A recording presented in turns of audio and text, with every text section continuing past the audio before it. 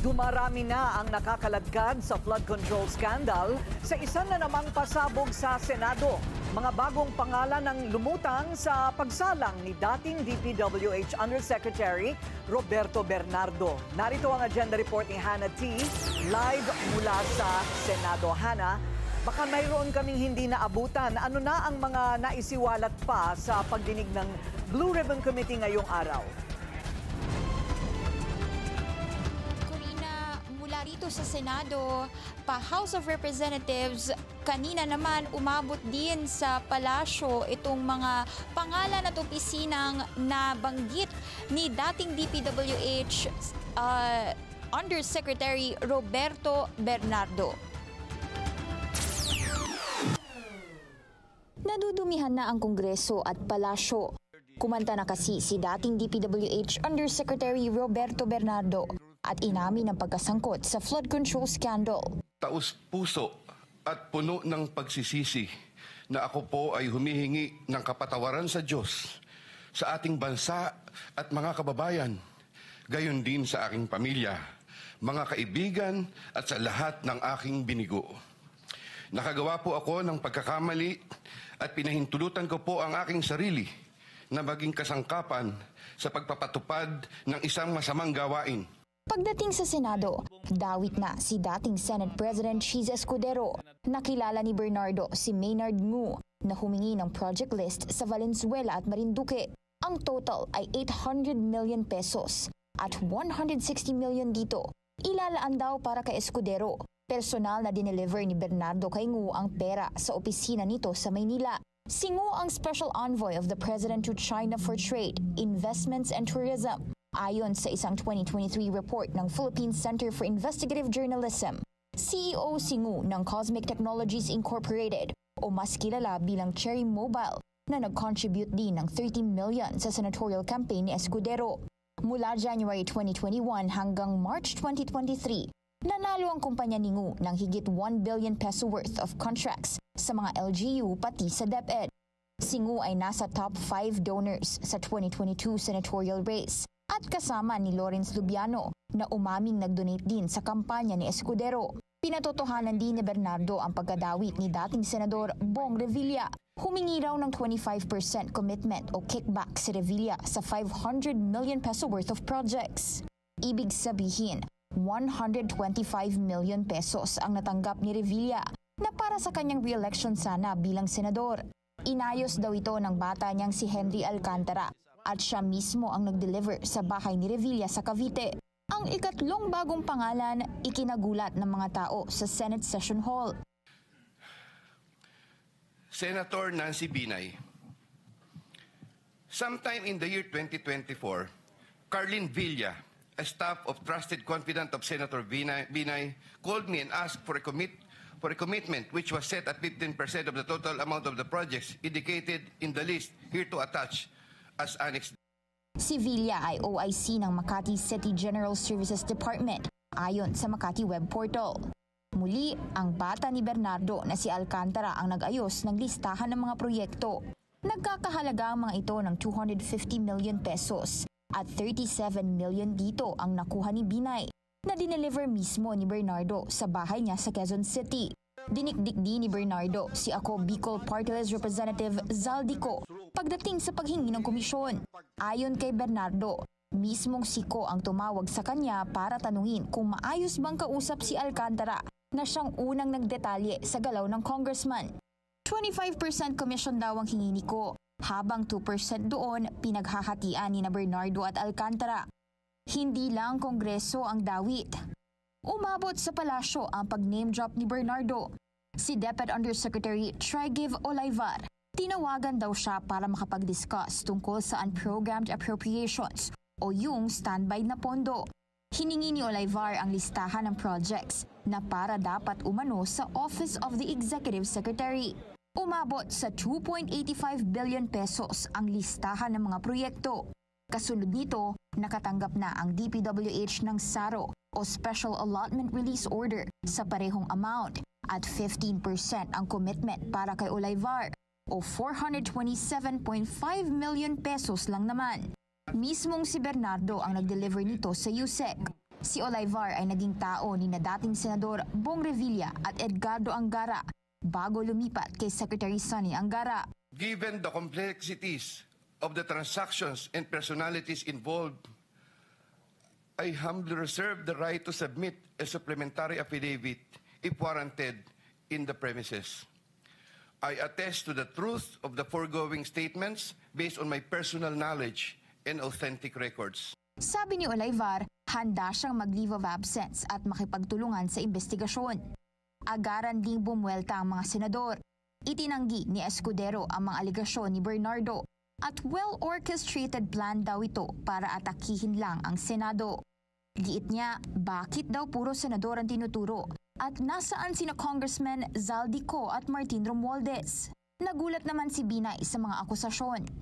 Tahimik daw siyang nagtatrabaho bilang alkalde at nagagamit lang siya para lihisin ang issue. Paalala ni Senator J.V. Ejercito, pagbasehan ng mga ebidensya. Balikan natin yung kung sino ba talagang saan ba nagsimula ang krimen na to, di ba? Sino ba nagsimula ng pag-i-insert, kung ba't nagkakaroon ng bukol at lahat. So you're referring to the House of Representatives, sir, na pinagmulan? Kasi nagdaman di ba? Sa ngayon, nag-a-apply na rin sa Witness Protection Program si Bernardo. Corina, itinanggi ni Executive Secretary Lucas Bersamin ang mga paratang ni dating DPWH Yusek Roberto Bernardo na may agreed 15% commitment umano na para sa kanyang opisina. At in the first place naman daw, walang involvement ang OES o Office of the Executive Secretary sa budgetary allocations ng DPWH at wala rin daw anumang dealings ang kanyang opisina kina dating Yusek Bernardo at DepEd Undersecretary Trigev Olivar. At sabi ni Bersamin, untarnished ang kanyang record bilang long-serving public servant. At kapapasok lang din na pahayag o report, Corina, nag-react na rin itong si dating Speaker Martin Romualdez tungkol doon sa naging aligasyon kanina sa hearing kung saan di umano bukod kay Congressman Zaldico, siya rin ay tumanggap ng limpak-limpak na pera. At ayon sa kanyang statement, sinabi niya na baseless itong akusasyon dahil merong lumitaw na isang surprise resource person o witness na di umano'y nagde-deliver ng pera sa bahay ni Ko at sa bahay din ni Romualdez. Sabi ni Senator Rodante Marcoleta, buong loob, kusang loob na nagsalita itong nasabing resource person sa kanya. Kaya naman lumitaw ito kanina sa hearing. At sabi ni Romualdez, the most telling flaw is the witness's claim that deliveries made to his house in McKinley beginning December 2024 dahil imposible daw dahil nung panahon na yon ay under renovation ang kanyang bahay at unoccupied by construction workers. Corina. Okay, strong statement. Yung pinakahuli na nabasa ko doon sa sinulat ni Speaker Romualdez that he will never betray the trust of the Filipino people, which leads you to think lahat ng mga pangalan ba na binabanggit ngayon, kasi madaling magbanggit ang pangalan, napag-usapan ba sa Senate kanina kung paano yan mako-corroborate? Kumbaga, saan nahanap ng testigo, saan nahanap ng ebidensya para patunayan na totoo yung sinasabi ng testigo na yan?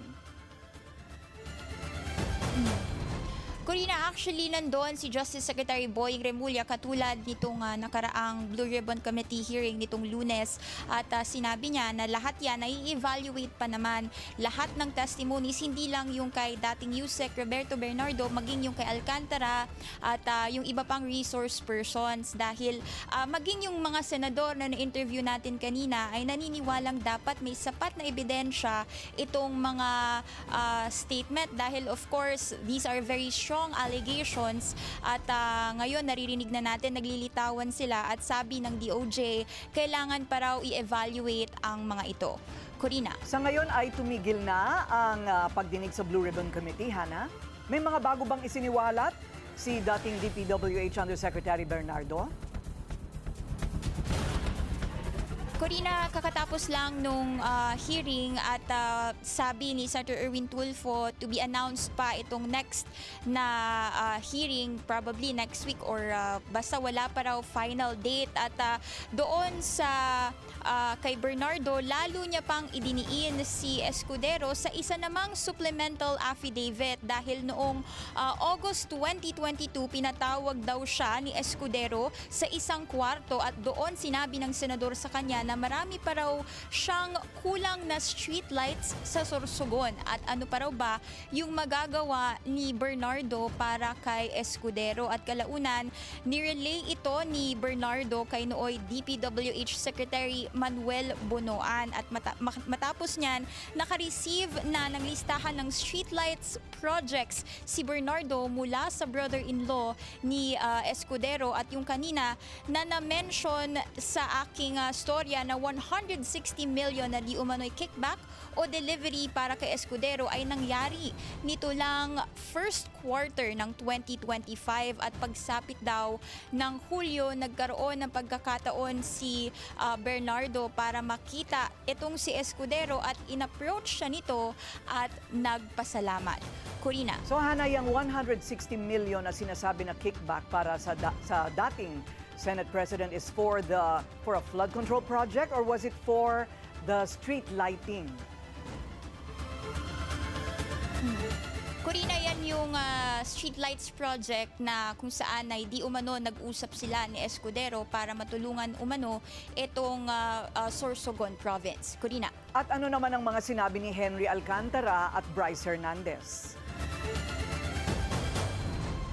Corina, actually mas nag-focus yung hearing doon sa naging testimonies nung surprise witness at ni dating Yusek Bernardo. Pero ginisa rin itong si Henry Alcantara kanina dahil kung matatandaan natin, nitong nakaraang pagdinig ay sinabi niya na nagkaroon siya ng di umano'y pakikipag-usap kay Congressman Zaldico kung saan dahil nga lumulobo na itong pondo sa Bulacan ay humiling itong siko kay Alcantara na baka raw pa pwedeng mailipat itong mga pondo sa iba't ibang probinsya. Yan yung ilang distrito sa Pampanga at Tarlac. At sabi ni Senator J.V. Ejercito, may ganun daw bang power ang isang dating district engineer gaya ni Alcantara?